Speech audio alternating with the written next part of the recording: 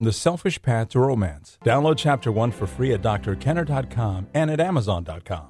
Right before the break, a woman had called talking about she's 59 years old. She had a serious illness for the past few years, and she was put on medications for infections and possibly other things.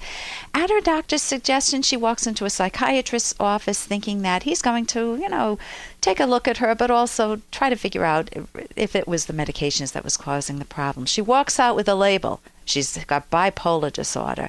Now, that's a heavy label. That isn't just like saying you've got an adjustment disorder, which is a bump in the road type thing. So what is bipolar? For those of you sitting scratching your head saying, what is bipolar?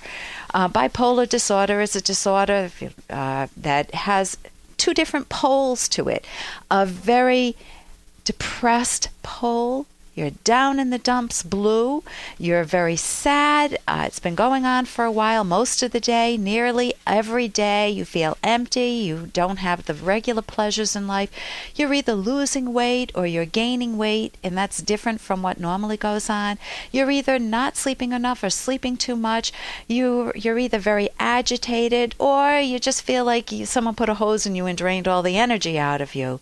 You just might feel worthless. You might feel a lot of inappropriate guilt, and given all of this, what's your ability to think or concentrate? Not very good. And you may feel some hopelessness, some suicidal thoughts.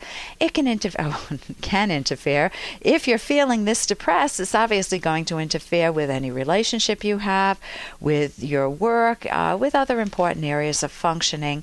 And you have to figure out what's going on. That's the depressed pole. The manic pole is not just feeling elated. Oh, it's a nice day out today. The daffodils are blooming and I feel great. When you have a manic episode, you're very happy, very energized, very elevated, very what they call an expansive. It might be a very irritated mood. It may not be a happy mood. But you're highly, highly, highly charged. And you may have these feelings of grandiosity. I can do anything I want. I can fly out of windows. I can drive down the road at, country road at 180 miles an hour or a city street. I don't need to sleep. You may have a flight of ideas, racing thoughts, or pressure to keep talking. Sounds like I'm manic right now, doesn't it? Just talking. You may be very distractible. Something happens outside and you pay a lot of attention to some little old woman who's talking, and nothing is logical. Nothing makes sense. So even though you've got all this energy, it's splattering. It's not focused on getting a PhD or finding a job in an organized manner. It's all over the place.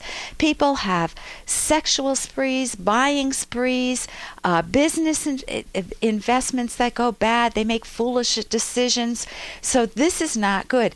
If you find you're doing that and you also have the depressive component, then yes, you may have what's called bipolar disorder. And that doesn't mean that it's something you necessarily have for life. I know they can put you on things like lithium that can really help. So you may want to give a trial of medication, but I would not label yourself. I would look at this as... Hey, I got to interrupt this because we've got to pay some bills. 30 seconds, that's it. A very quick ad, and then Alan will be back. Romance. Ugh, I wish guys knew more about what we want from a relationship. Boy, I wish I knew more about what I want. Where's that ad I saw? Here it is. The Selfish Path to Romance. A serious romance guidebook. Download Chapter 1 for free at selfishromance.com and buy it at amazon.com. The Selfish Path to Romance. That is interesting. So you may want to give a trial of medication, but I would not label yourself. I would look at this as a problem to solve, and I would get the skills to manage your thoughts better, because if you add a new component to it, which I call labelitis, oh my God, I've got a label, I've got this disorder, this disease or something, then what typically happens is people feel like there's not much they can do. For example, I can't think away cancer. I just have to take the doctor's recommendation. Well, a psychological problem's very different than cancer. You can think about it. You must think about it. You must take charge. of your thought processes. You need to know better thinking skills, better organizing skills, and that's what I keep mentioning cognitive therapy does. It gives you assertiveness skills. It gives you skills to think clearly, how to take any emotion you have, whether it's depression, anxiety, guilt, anger, feeling what people say weird, and decoding them, understanding exactly what those emotions are, what those emotions signal within you. For example, if you're really depressed, it may be because you lost a job or because you don't have a loved partner. Well, then you can look at, how do I go about dating? I'm anxious. I don't know how to do that. Or I lost a loved partner. Is it bereavement? Do I need to know more about the guilt process and what's normal and where I'm going off base here, what becomes complicated bereavement? So you want to give yourself the knowledge to make your life easier. And I would go to a website, Academy of CT for Cognitive Therapy.org. They've got articles on that can be very helpful, and they have resources around the country that could help you get the help you want.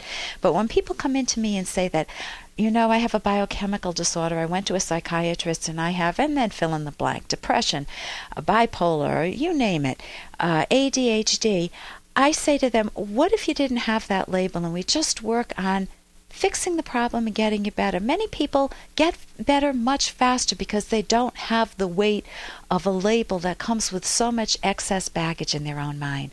So I wish you a lot of success in getting better, and definitely take a look at the medications too that you've been on. For more Dr. Kenner podcast, go to drkenner.com and please listen to this ad.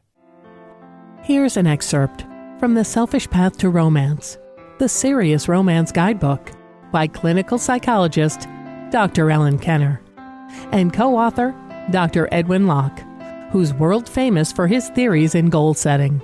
Telling your partner why you fell in love should not be a one-time occurrence, and it would become meaningless if you went through the same list every day. Better to point out specific qualities that you've observed from time to time. You look especially handsome or beautiful tonight. I love that color on you. I admire the total honesty you showed when talking to the Smiths. That's a quality I've always cherished in you. I love the way you encouraged me to pursue my career when I was having real doubts about my ability to do it. You can download Chapter 1 for free by going to drkenner.com. And you can buy The Selfish Path to Romance at Amazon.com.